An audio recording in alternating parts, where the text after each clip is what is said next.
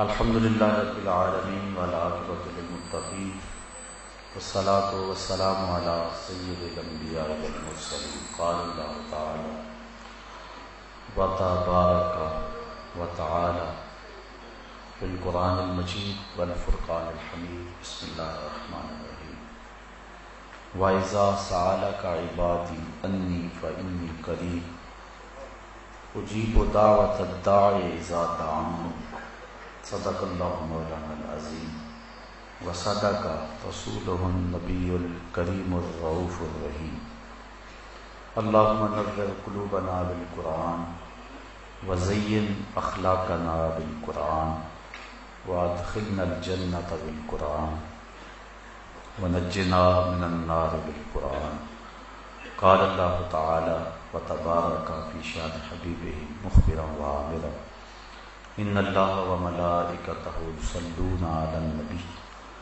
یا ایہا الذین آمنوا صلوا علیہ وسلموا تسلیما الصلاۃ والسلام علیک یا رسول اللہ وعلی آلک واصحابک یا محبوب رب العالمین۔ تمام حمد و ثنا، تعریف و توصیف اللہ جل مجدہ الکریم کی ذات بابرکات کے لیے جو خالق کائنات بھی ہے اور مالک شہنشاہات بھی۔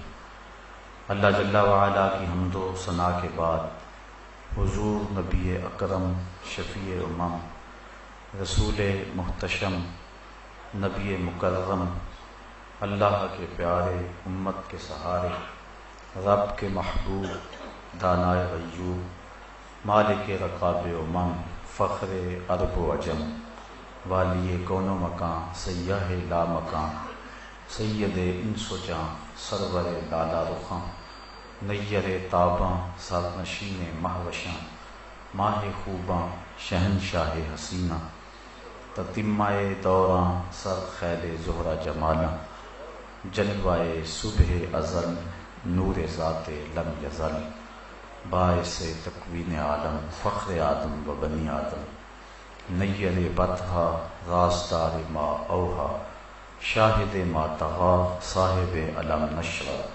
معصوم آمنہ احمد مجتبی حضرت محمد مصطفیٰ صلی اللہ علیہ وسلم کے حضور ناز میں اپنی عقیدتوں ارادتوں اور محبتوں کا خراج پیش کرنے کے بعد انتہائی واجب الاحترام ذوی الاحتشام برادران اسلام معزز محترم سامعین خواتین و حضرات السلام علیکم ورحمۃ اللہ وبرکاتہ۔ بتوفیق الہی 10 روزہ تربیتی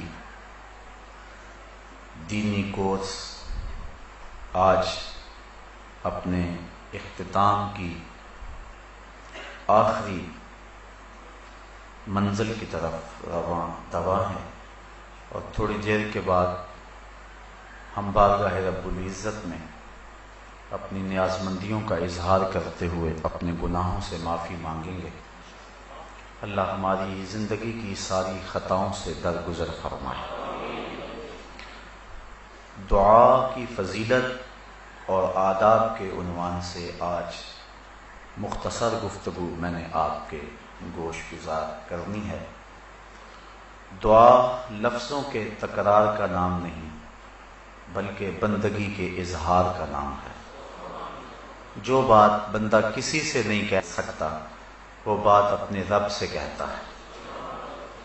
دنیا کے کسی شخص سے مانگیں، دونوں صورتوں میں انسان کا سر جھک جاتا ہے، وہ انکار کر دے تب بھی اور وہ جھولی بھر دے تب بھی۔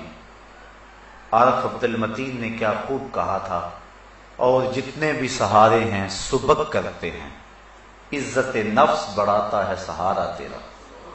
ہر آسرا بندے کو کمزور کرتا ہے، اور احسان جتلانے کے کوئی نہ کوئی ڈھب اور طریقے انسان کی طبیعت اور فطرت ڈھونڈ لیتی ہے، لیکن مالک کے در پہ جو دست سوال دراز کرتا ہے، مالک اس کی جھولی رحمت سے بھرتا بھی ہے اور اس پہ خوش بھی ہوتا ہے۔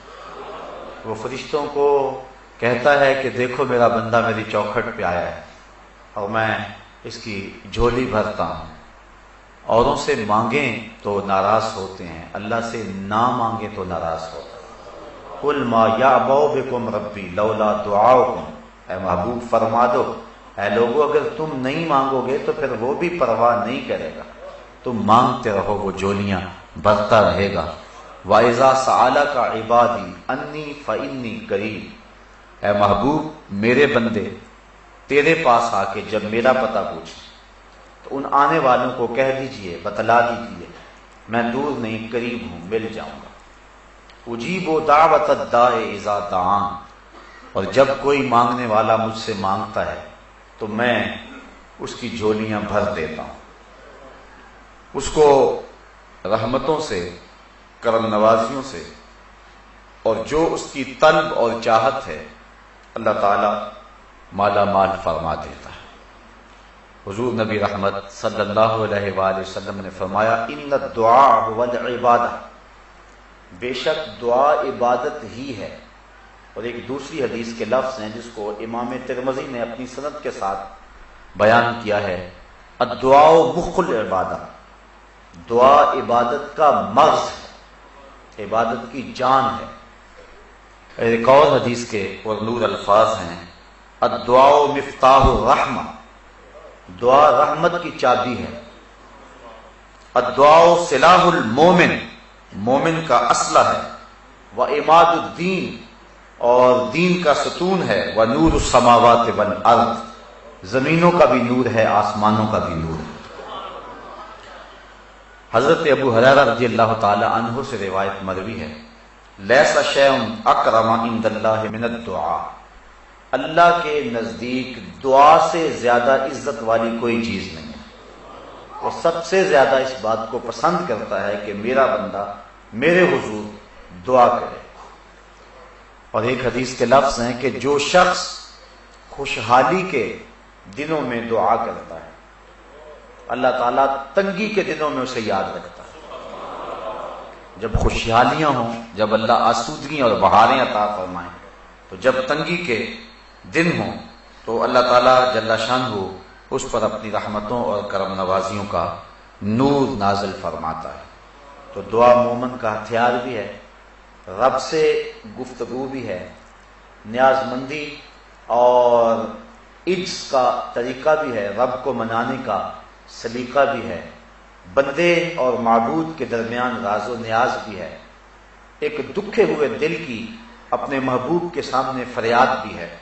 اور جو بات بندہ کسی کے سامنے بھی نہیں کرتا کہ لوگ مذاق اڑائیں گے، وہ بغیر کسی تردد کے اپنے رب کے سامنے پیش کر دیتا ہے. اگر کسی سے مانگنا ہو تو وقت مناسب ڈھونڈنا پڑتا ہے کہ اس وقت تو فلاں کے سونے کا وقت ہے، لیکن رب کے حضور جب بھی حاضر ہو اس کا در کھلا ہوا پاؤ گے. دن کو آؤ یا رات کو، گرمی میں آؤ یا سردی میں، موسم کوئی بھی ہو، رت اور زمانہ کوئی بھی ہو، پھر جس لہجے جس زبان میں تم مانگنا چاہو تمہارا رب تمہیں دے گا. یہ لازمی نہیں ہے کہ شادی کا انداز ہو یا جامی کی شوخی ہو تو پھر ہی دعا قبول ہوتی ہے، یا اقبال کی ادائے کلندرانہ ہو تو پھر ہی دعا ہوتی ہے. وہ تو گونگوں کی صدائیں بھی سنتا ہے. یوں ہی ہاتھ پھیلا دو، نظم میں بولو، نثر میں بولو، عربی میں بولو، ہندی میں بولو. تمہارے پاس صحبان کا لہجہ نہیں ہے، تمہارے پاس لبید کا لہجہ نہیں ہے، تمہارے لفظ ٹوٹے پھوٹے ہیں، تم ہاتھ پھیلا دو، وہ ٹوٹے ہوئے لفظوں کی بھی لاج رکھے گا. وہ تو دل کی دھڑکنوں کی صدا بھی سنتا ہے. وہ تو کالی رات کے اندھیرے میں کالے پتھر پر کالے رنگ کی چیونٹی کے پاؤں سے جو آواز پیدا ہوتی ہے، تمہارا رب ارا زبیبا نملۃ السودا، اس کالی چیونٹی کے پاؤں کی جو رگڑ ہے اس کو بھی تمہارا رب سنتا ہے. تو اس لیے جب بھی بولو سرگوشی میں بولو، پکار کے بولو، اپنے لیے مانگو، اوروں کے لیے مانگو. مانگ لیا پھر مانگو، بار بار مانگو، 100 بار مانگو. جس لہجے جس انداز میں مانگو تمہارا رب تمہاری جھولیاں بھرنے والا ہے. لیکن کچھ وقت، کچھ جگہیں، کچھ مقام ایسے ہیں کہ جہاں ایک مانگو تو کروڑ عطا کرتا ہے.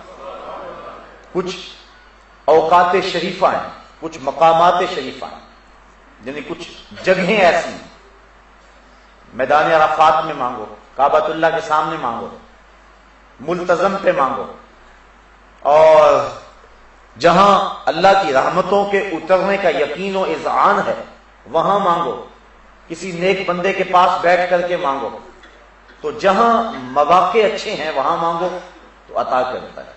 پھر کچھ دن اور کچھ لمحے ایسے ہوتے ہیں جن لمحوں میں دعا قبول ہوتی ہے۔ یوم عرفہ کو مانگو، ہفتے کے اندر جو دن ہیں 7 ان میں جمعے کے دن مانگو، مہینوں میں رمضان کے ماہ نور میں مانگو۔ اسی طرح ساعتوں اور گھڑیوں کو لیں تو پچھلی رات کے درمیانی حصے میں مانگو، فرض نمازوں کے بعد مانگو تو وہ تمہارا رب تمہاری دعاؤں کو مستجاب فرمائے گا۔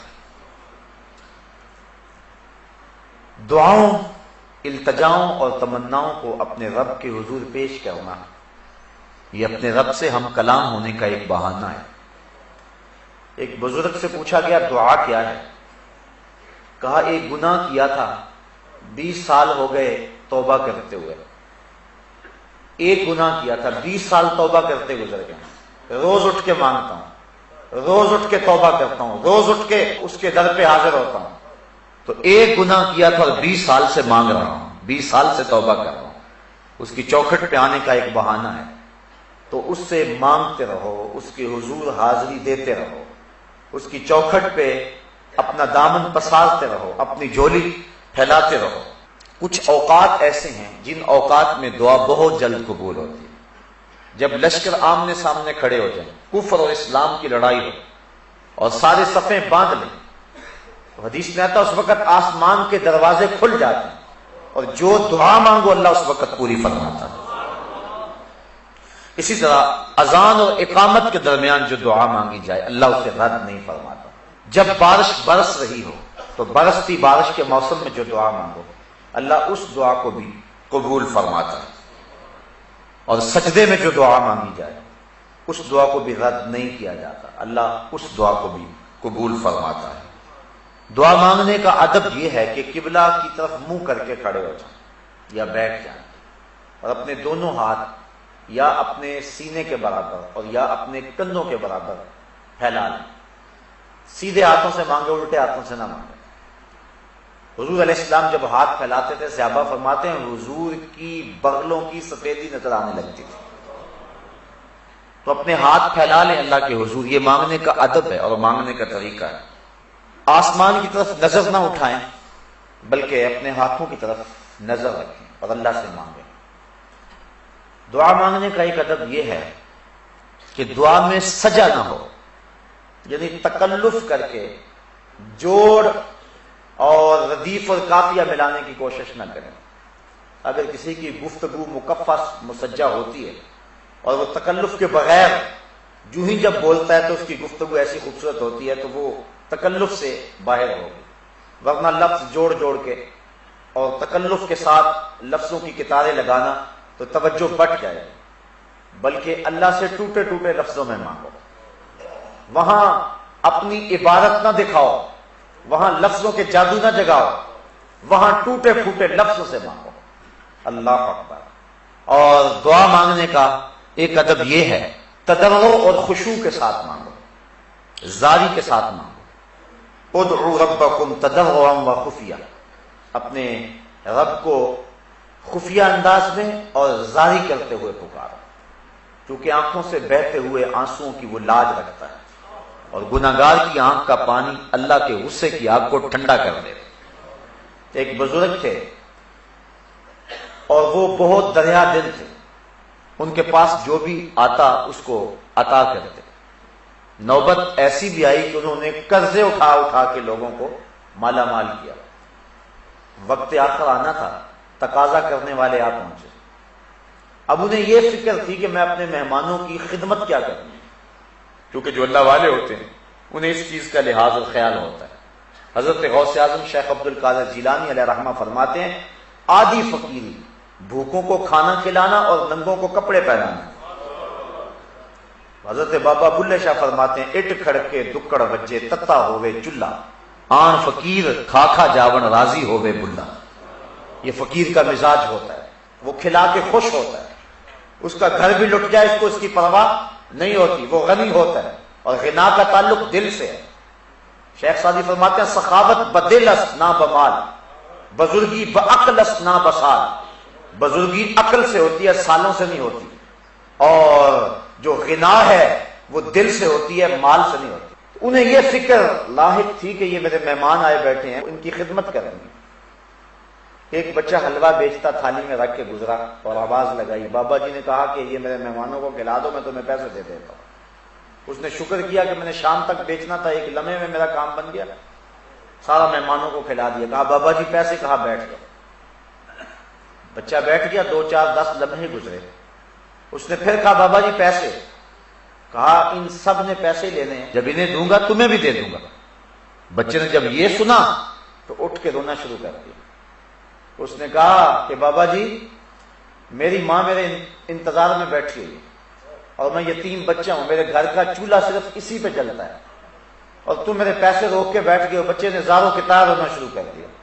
بچہ رویا، اللہ کی رحمت کو جوش آیا، اور کوئی شخص اشرفیوں کی تھیلی لے کر بابا جی کی خدمت میں نظر پیش کرنے آیا۔ انہوں نے جتنا بھی تقاضے کرنے آئے تھے سب کا قرض چکا دیا، بچے کا بھی قرض چکا دیا۔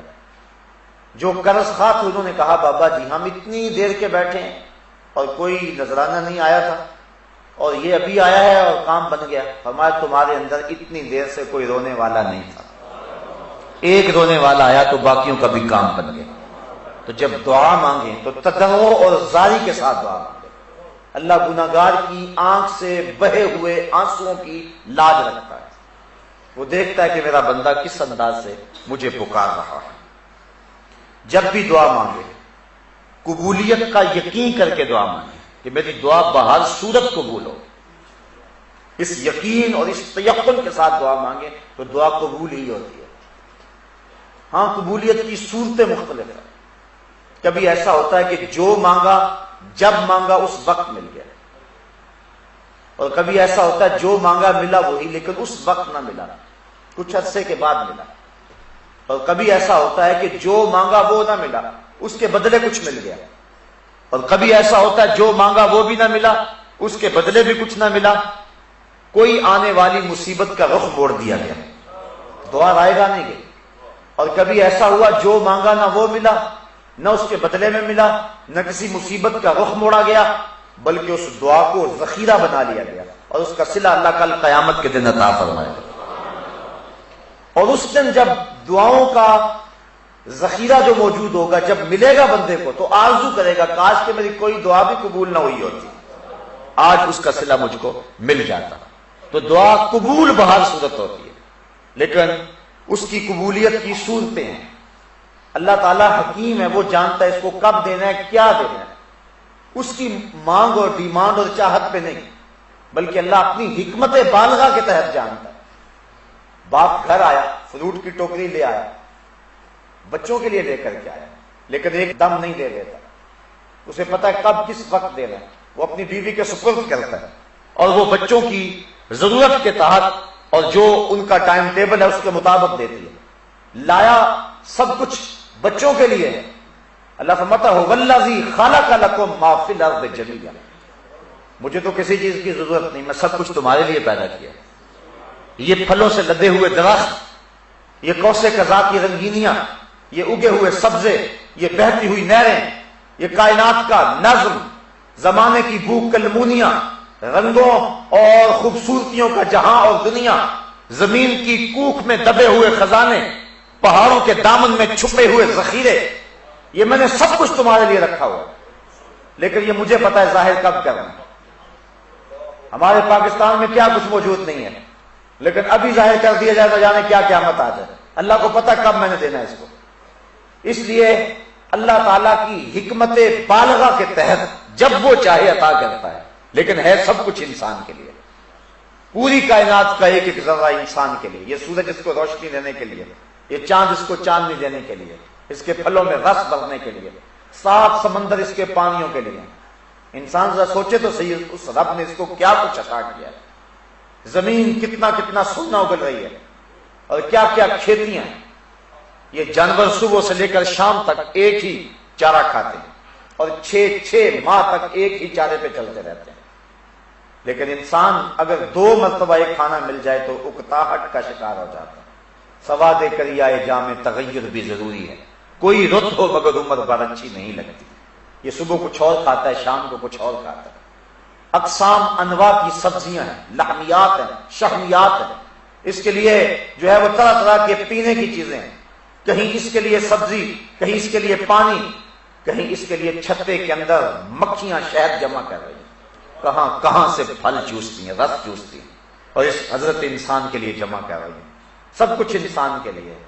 لیکن اللہ تعالیٰ اپنی حکمت بالغہ کے تحت جو چاہے، جب چاہے، جس کو چاہے، جتنا چاہے عطا فرما دے. اس لیے دعا بہر صورت قبول ہوتی ہے. اس لیے دعا کثرت کے ساتھ کرنی چاہیے، الہا اور تکرار کے ساتھ دعا کرنا. ایک بات کو 3 مرتبہ کہنا، کم از کم حضور کا یہ طریقہ تھا. جب بھی اللہ سے مانگتے تو 3 مرتبہ سوال کرتے. اس کو بھی ایک مثال سے سمجھانا چاہوں گا کہ جب بار بار کسی چیز کو مانگے تو رویہ کچھ اور ہو جاتا. بیٹا گیا سکول، تڑپتی گرمی، جلستا موسم، لمبی مسافت، واپس پلٹا تو باپ سے آ کے کہا کہ مجھے بائی سائیکل لے دو. جانتا ہے کہ میرا باپ کنگال ہے، لیکن اس کے باوجود کہتا ہے کہ مجھے بائی سائیکل لے دیں، کیونکہ میں اپنے ساتھیوں کے تانے، موسم کی شدت، حالات کی گرمی برداشت نہیں کر سکتا. باپ کہتا ہے بیٹا اپنے باپ کی حیثیت دیکھو، یہ کیا سوال کر رہے ہیں. اگلا دن ہوا، بیٹے نے پھر وہی سوال کر دیا. باپ آج تھوڑا سا تلخ ہو گیا، کہنے لگا کل بھی کہا تھا، اگر میرے پاس استطاعت ہوتی تو کس باپ کا جی نہیں چاہتا. بار بار وہی بات کہہ رہے ہو. بیٹا چپ ہو گیا. تیسرے دن پھر آ کے باپ کو کہا تو باپ آج زیادہ تلخ ہو، کہنے لگا کسی کا گھر لوٹوں، ڈاکہ ماروں، کسی کی دیوار پلانگوں، کیا بات کر رہے ہو. تو بیٹے نے کہا ابا جی آپ تلخ ہو رہے ہیں، آپ گرم ہو رہے ہیں، لیکن مجھے بتاؤ میں بھی آپ کے علاوہ کس سے مانگوں. تو یہ جملہ جب باپ سنتا ہے تو اس کا دل پسیج جاتا ہے. پھر اس کا لہجہ، اس کی گرمی، اس کی شدت، اس کی حرارت، اس کی تلخی ختم ہو جاتی ہے. پھر اس کا ذہن منصوبے تراشنے لگ جاتا ہے. میں کیا بیچوں، میں کیا کروں. شہر میں آ کر پڑھنے والوں بھول گئے ہو کس کی ماں زیور بیچا ہے. پھر کیا کیا جتن کرتی ہیں مائیں، کسی کے گھر کے برتن مانجنے پڑے تو اس سے بھی گریز نہیں کرتی. کیا کچھ نہیں ہوتا. تو ایک چیز ایک بار مانگی، رد عمل اور تھا. دوسری مرتبہ مانگا، رد عمل اور تھا. تیسری مرتبہ مانگا، رنگ ہی بدل گیا. لیکن جب باپ کو بیٹے نے یہ گزارش کی کہ ابو میں اور کس در پہ جاؤں، میں نے ہمسایوں سے تو نہیں مانگنا، میں نے تو آپ سے ہی مانگنا ہے. باپ کے لہجے میں تبدیلی آ گئی. مسجد نبوی کا ایک کونا ہے، ایک شخص نے ہاتھ اٹھائے اور دعا کیا مانگ رہا ہے، اللہم انی اسألک بانک انت اللہ لا الہ الا انت. اے اللہ میں تجھ سے اس لیے مانگتا ہوں کہ تو میرا اللہ جو ہے، تیرے علاوہ تو کوئی ہے ہی نہیں کہ جس سے مانگوں. حضور نے فرمایا ایک صحابی کو، وہ جو کونے میں بیٹھا ہے اس کو جا کے بشارت دے دو تمہاری دعا قبول ہوگی. تو جب یہ ڈھب اختیار کر لیا جائے، حضرت مولا کائنات حضرت علی المرتضیٰ رضی اللہ تعالی عنہ کا ایک جملہ سنیے، اور کتنا خوبصورت جملہ اور مانگنے کا کیسا کرینہ ہے. کہتے ہیں اللہم اغفر لی لمن لا یملک الا الدعاء. اے اللہ تجھ سے وہ مانگ رہا ہے جس کے پلے دعا کے علاوہ کچھ ہے ہی نہیں. میرا کوئی اثاثہ نہیں ہے، میرا کوئی سرمایہ نہیں ہے، میرا سہارا صرف دعا ہے. اے اللہ اس شخص کو بخش دے جس کا آسرا اور جس کا سہارا صرف دعا ہے. اب بتائیے اس انداز سے مانگا جائے تو رحمت کے دربار نہیں ہوں گے؟ اللہ تعالیٰ اپنی کرم نوازیوں سے مالا مال نہیں کر دے گا؟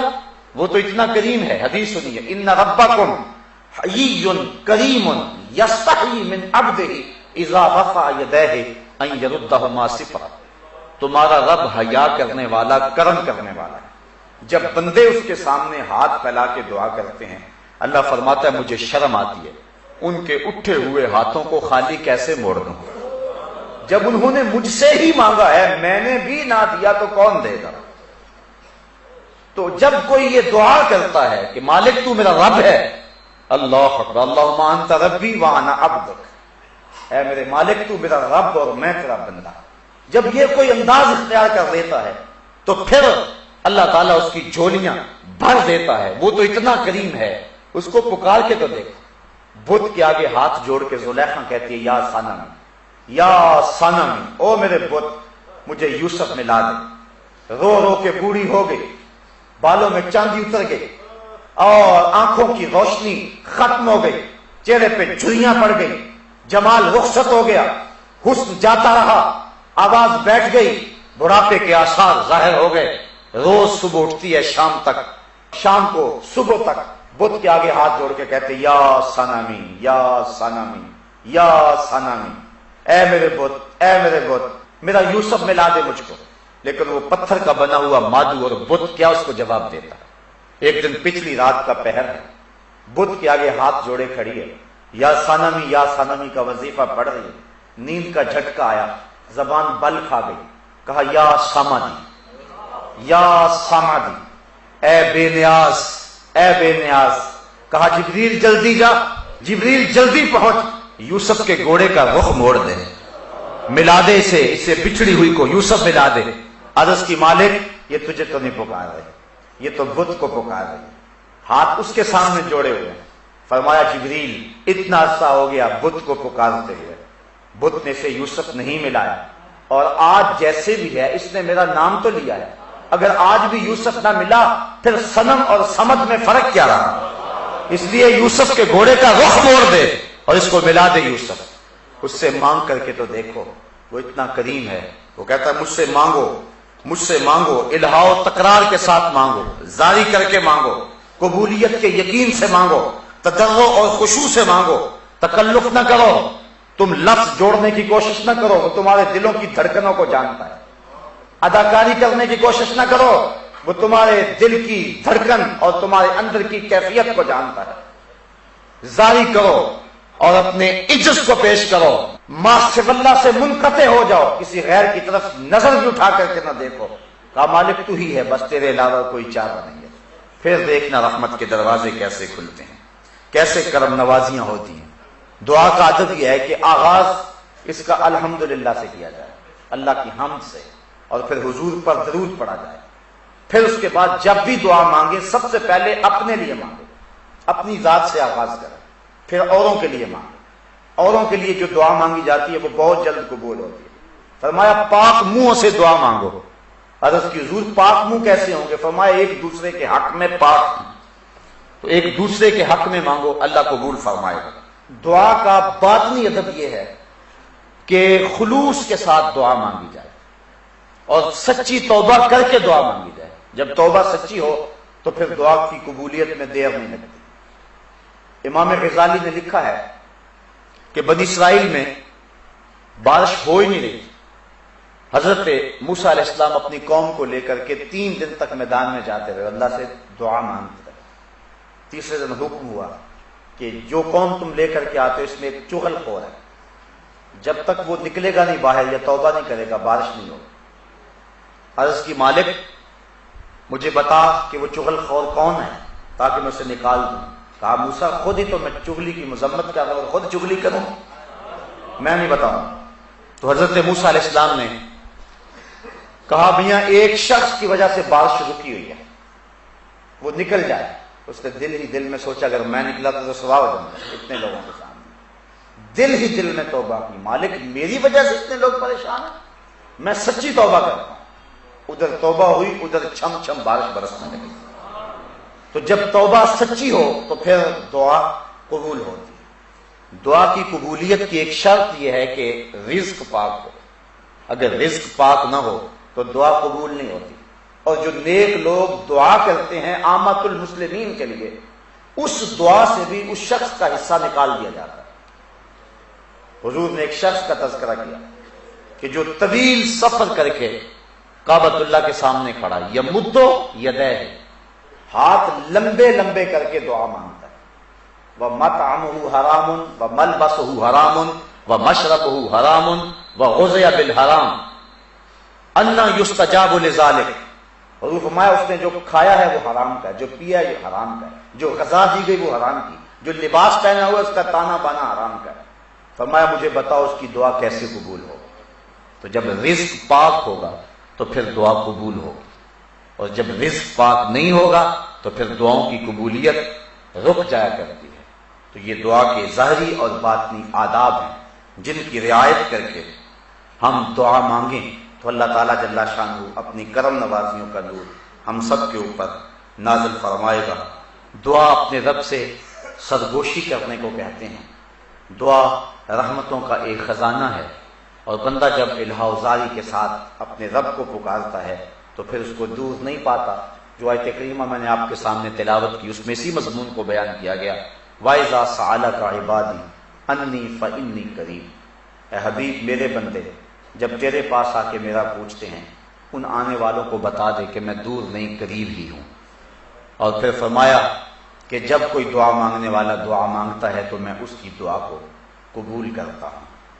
آج اللہ کی توفیق سے، اس کی کرم نوازیوں سے، یہ جو فہم دین کورس شروع ہوا تھا حسب سابق اس سال بھی آج اپنے نقطۂ اختتام کی طرف پہنچ رہا ہے، اور آج اختتامی دعا کر کے آپ سے اجازت چاہوں گا۔ میں آج آپ سب لوگوں کے لیے بصمیم قلب دعا کرنی ہے، اپنے لیے، آپ کے لیے، اور آپ نے اپنے لیے بھی اور میرے لیے بھی دعا کرنی ہے۔ یہ بہت سارے لوگوں نے مجھے دعا کا کہا، اس کے علاوہ فون کے ذریعے اور مختلف ذرائع سے مجھے دعا کے لیے بہت سارے لوگوں نے کہا، اور یہ ہر شخص کی ضرورت اور حاجت ہے۔ ہم کلہم محتاج اللہ ہیں، اس لیے جب بھی کہیں کوئی دعا کے لیے ہاتھ اٹھانے لگے تو ہر شخص کی آرزو ہوتی ہے کہ میرے لیے دعا ہو جائے۔ بہت سارے لوگوں کی آرزو یہ ہوتی ہے کہ میرا نام لے کر کے دعا ہو۔ نام لیں یا نہ لیں اللہ سب کی سنتا ہے، لیکن بہرحال یہ آرزو یہ قبولیت کی خواہش میں ہوتی ہے، اسی آرزو میں ہوتی ہے۔ میں ان لوگوں کے لیے بھی دعا گو ہوں جنہوں نے مجھے کہا، پرچیاں دی، جنہوں نے جو ہے وہ پیغام پہنچایا، اور ان لوگوں کے لیے بھی دعا گو ہوں کہ جو مجھے پیغام تو نہیں دے سکا لیکن اب ان کی آنکھیں مجھے پیغام دے رہی ہیں، ان کے دھڑکتے ہوئے دل اپنے لیے دعاؤں کی تمنا کر رہے ہیں۔ جس طرح آپ کے دل دھڑک رہے ہیں، یقیناً میرا دل بھی دھڑک رہا ہے، اور میں آپ کی آمین کے ساتھ اور آپ کی دعا کے ساتھ اللہ کی رحمتوں اور کرم نوازیوں کے نور کو اپنے لیے چاہتا ہوں۔ میں آپ کے لیے دعا گو رہوں گا، آپ میرے لیے دعا گو رہیں گے۔ میں سب سے پہلے اللہ کی بارگاہ میں توبہ کرنی ہے، آپ میرے لیے دعا کریں اللہ میری توبہ قبول فرمائے کہ میں نے ان 10 دنوں کے اندر یا اس سے قبل جتنی بھی زندگی گزاری ہے، شعوراً یہ کوشش کی ہے کہ کوئی جملہ ایسا زبان پر نہ آئے جو شریعت اور دین کی روح کے منافی ہو، لیکن اس کے باوجود انسان جو ہے وہ غلطیوں سے مبرہ نہیں ہو سکتا۔ امام شافعی نے ایک کتاب لکھی اور پھر اس کو 70 مرتبہ پڑھوایا، ہر بار کسی نئی غلطی پر متنبہ ہوئے، تو 17ویں دفعہ آپ نے اپنے شاگردوں کو کہا داہو، چھوڑ دو اسے چھوڑ دو۔ شافعی کی کتاب یہ حق نہیں رکھتی کہ اس میں کوئی غلطی نہ ہو، یہ حق صرف اللہ کی کتاب قرآن کو ہی حاصل ہے۔ اس لیے ہم جتنا مرضی محتاط بولیں، امکان غلطی کا بہت صورت موجود ہے۔ تو مجھے اگر کسی چیز کا علم ہو تو مجھے کوئی جھجک نہیں ہے کہ اس کا تذکرہ کر کے میں اللہ سے معافی مانگوں، اور چونکہ جو گناہ اعلانیہ اس کی اعلانیہ معافی مانگے، جو مخفی اس کی مخفی معافی مانگے۔ اس لیے مجھے آپ کے سامنے کوئی جھجک نہیں ہے۔ میرے نزدیک اللہ کی رضا سب سے مقدم ہے، اور یہ مومن کے لیے ہونی چاہیے۔ لیکن اس کے باوجود سہواً اگر مجھ سے یا قصداً کوئی ایسی بات زبان سے نکل گئی جو شریعت کے مزاج کے مطابق نہیں تھی، تو میں اس بڑی بزم میں اپنے رب سے توبہ کرتا ہوں۔ اللہ تعالیٰ میری توبہ قبول فرمائے اور مجھے آئندہ بھی حق بات کہنے کی توفیق نصیب فرمائے۔ اب دعا کے جو آداب میں نے آپ کے سامنے رکھے ہیں کہ اس کو اپنے ہاتھ یا تو کندھوں کے برابر یا پھر اپنے چہرے کے برابر، اور نظر ہاتھوں پہ رہے، آسمان کی طرف بار بار نظر اٹھانا یہ دعا میں مکروہ ہے، اور پورے یقین اور تیقن کے ساتھ آپ دعا مانگیں۔ اللہ تعالیٰ جل شانہ کی بارگاہ میں بصمیم قلب دعا ہے کہ وہ ہماری دعاؤں کو قبول فرمائے۔ میں آپ سب کے لیے دعا گو ہوں، آپ میرے لیے دعا گو ہیں۔ پہلے چند لمحوں کے لیے استغفر اللہ ربی من کل ذنب واتوب الیہ، اس کا معنی ہے کہ اللہ میں اپنے ہر جرم اور گناہ سے جو دانستہ اور جان بوجھ کر جیسے بھی کیے اس سے معافی چاہتا ہوں۔